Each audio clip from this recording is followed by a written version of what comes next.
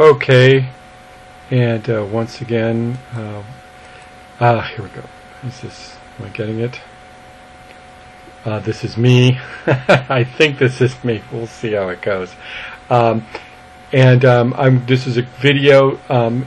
It's going to summarize the important points from the what is interpretation discussion, and also the interpretation you already know how to do it discussions, and specifically points that are going to help you with writing the poetry paragraphs, the first of which is due on Friday. Okay, so I've got a slideshow that I will narrate here. Okay, so interpretation, what I'm looking for in your poetry paragraphs. And the main thing I want to tell you is that what I'm looking for is not that complicated. It doesn't have to be super fancy. It can actually be fairly basic. The main thing that I'm looking for is well-written paragraphs. That's the most important thing. This is not a class about, to test to see how sophisticated an interpreter of literature you are. This is a class to see how well you can write at the college level. Okay, so there's two kinds of interpretation. I think that kind of bore out in the what is interpretation discussion. And the thing I want to emphasize is either one is okay for the poetry paragraphs. Okay, you can do either version. Okay, the first kind is what I'd say is interpretation is translation. Okay, and someone mentioned in the discussion, like when the presidents of different countries meet, they have interpreters who translate. Okay, so this kind of interpretation is trying to show someone what something says, and it's not necessarily supposed to be creative. Okay, you're just kind of explaining, okay, this is what this means. Okay, and what does that have to do with your paragraph? So in your paragraphs, the point of your paragraph can be something like, this is what the poem is saying and doing as far as I can tell. You can be trying to explain the poem in a paragraph. Think about like if you had a friend of yours who's not in this class, or a family member, and you say, hey, I read this poem the other day, and they say, hey, what's the poem about? Your paragraph could be an explanation of what the poem is about. Now that doesn't mean just sort of reciting the poem again. It's just trying to explain, explaining in a more kind of condensed manner and a more analytic manner. Okay, not creative, just analytic. Okay, the other way of doing things is interpretation. Means an in particular perspective. I must keep wanting to think of like interpretive dance. Okay, this dance will show you how I feel about certain things, how you feel about something, how you see it. Cherie in the discussion mentioned looking at things through your lens. Okay, like you have a particular way of seeing things. Although it also doesn't have to be your particular way of seeing things. You can follow someone else's particular lens. So you can say, like, from a religious perspective, this is what this poem could mean. Or from a certain sort of psychological theory, this is what this poem could mean. There's different lenses you can apply to something. Okay, this version is more creative, okay, than the first version. So in your paragraphs, you could say something like, this is what the poem says to me. This is the deeper meaning of the poem. This is what I think is the greater significance of the poem. This is maybe what you think of, maybe when you think of interpreting literature, you think of something like this, okay? And you can do that in your paragraphs as well. But what I want to say is you can do the other thing, where you just kind of like give a basic explanation of the poem. That's perfectly fine. Neither one is better than the other, okay? Now, because of course, with literature, there's multiple possible interpretations of things, right? A poem can be obviously interpreted different ways. Otherwise, they wouldn't keep writing about the same things over and over again. You might have a sense of how many hundreds of years people have been writing about Shakespeare's plays. He stopped writing them 400 years ago, all right? And people are, it took him a while for people to start writing about it, but at least for 300 years now, people have been writing about Shakespeare's plays. If there weren't multiple possible interpretations, they would have stopped, the process would have been exhausted a long time ago. But keep in mind, though, we're still making arguments, okay? Don't be the dude, this from The Big Lebowski, the great line that the dude character says in The Big Lebowski.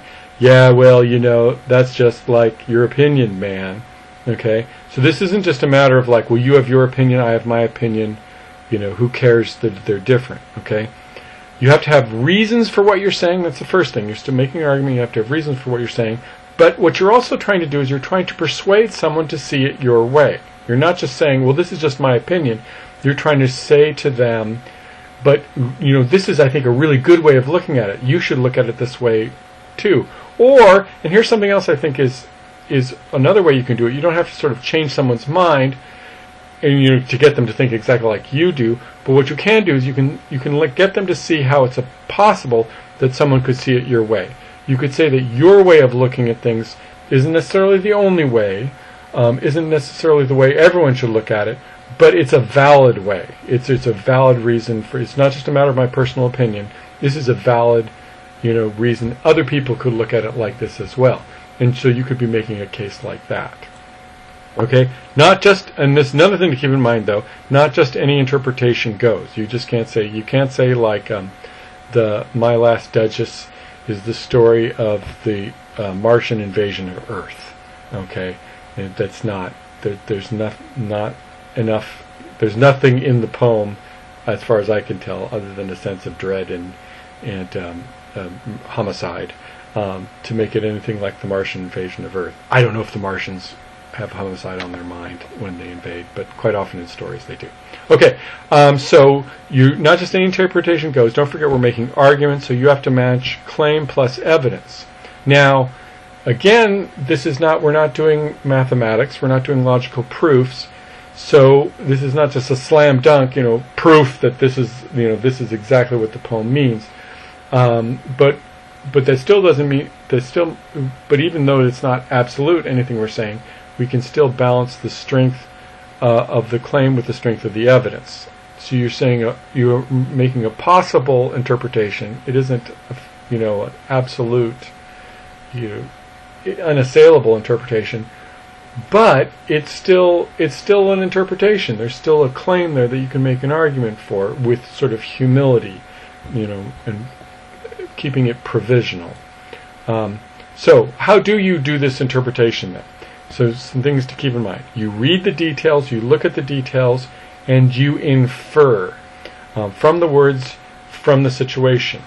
You infer. I infer from your tone of voice that you're upset with me, right? The students talking to me when they're talking about the grade they got on their paper, and I can infer from their tone of voice that they're upset with the fact that I've given them this grade.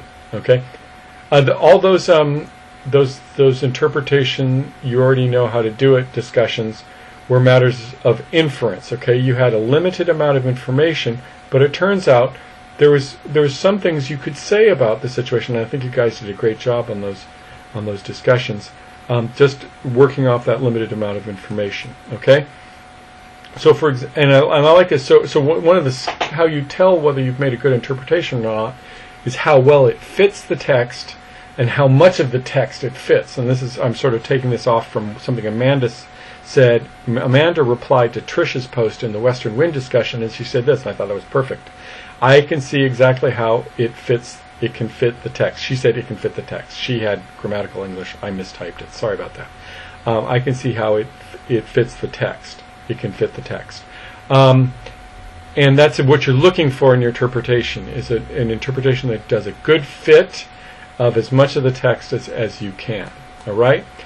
So one of the things, though, to keep in mind, though, is there's some key details. Some details, you may not have to account for all the details in the text, but there's some important ones that you don't want to leave out. Okay? Some important details, that if your interpretation doesn't fit those details, it's going to be a weak interpretation. So like from the interpretation, you already know how to do a discussion about the subway call. You're in line in the subway, and the person ahead of you in line's on the phone. They're going, no, no, no. Well, thank you anyway. And someone in the discussion pointed out how that last line there, well, thank you anyway, is a key detail, and it actually sort of limits some kinds of interpretation. Think about, in what situations would you say something like that? Well, thank you anyway.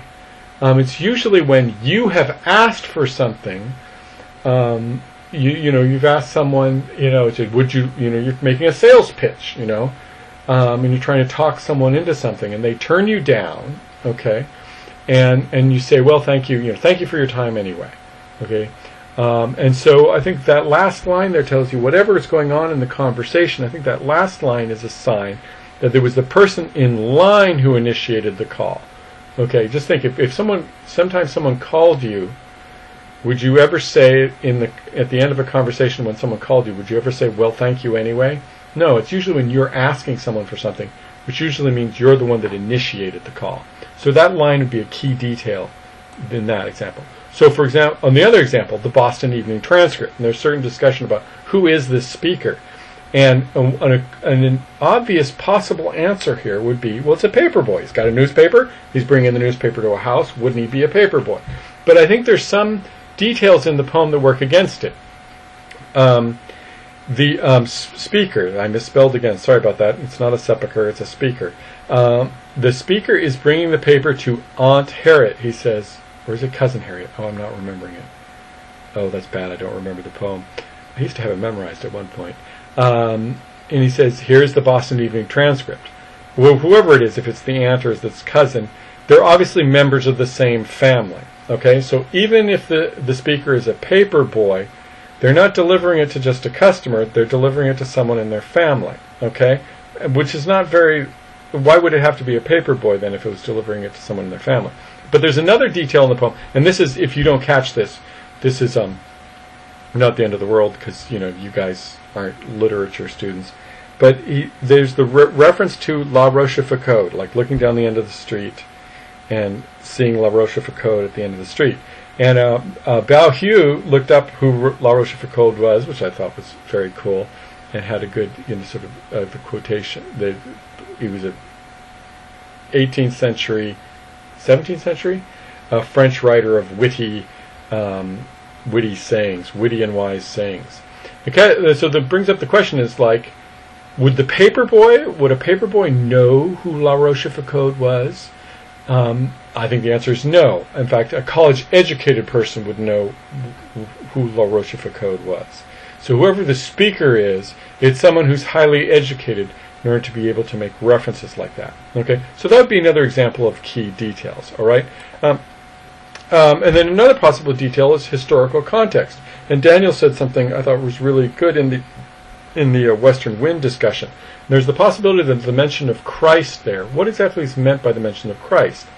Is the possibility is that it's an invocation? Is it a prayer, or what they say in poetry, the technical term is apostrophe, an address to someone? Is this person praying with this poem?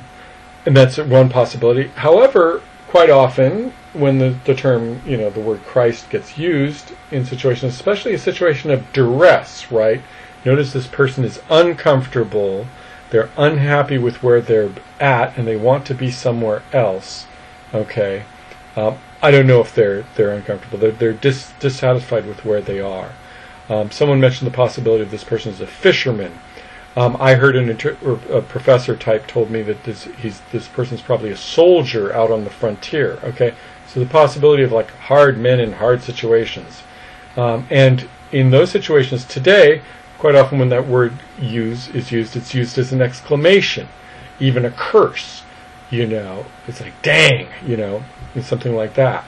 And so there's that possibility. But Daniel asked a really good question. It's like nowadays you'd use that term as an exclamation, as a curse.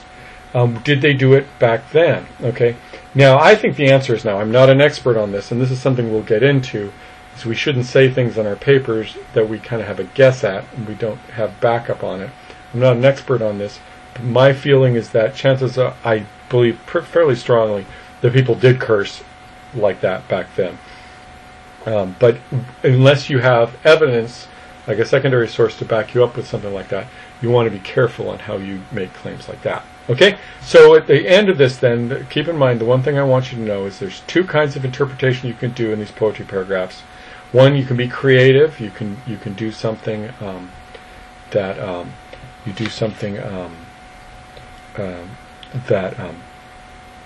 it looks at it in a particular way from a particular perspective, or you can do something like a basic explanation as well. Not just a repetition of what the poem has said, but a more basic explanation. Okay, and as always, if you have any questions, please message me.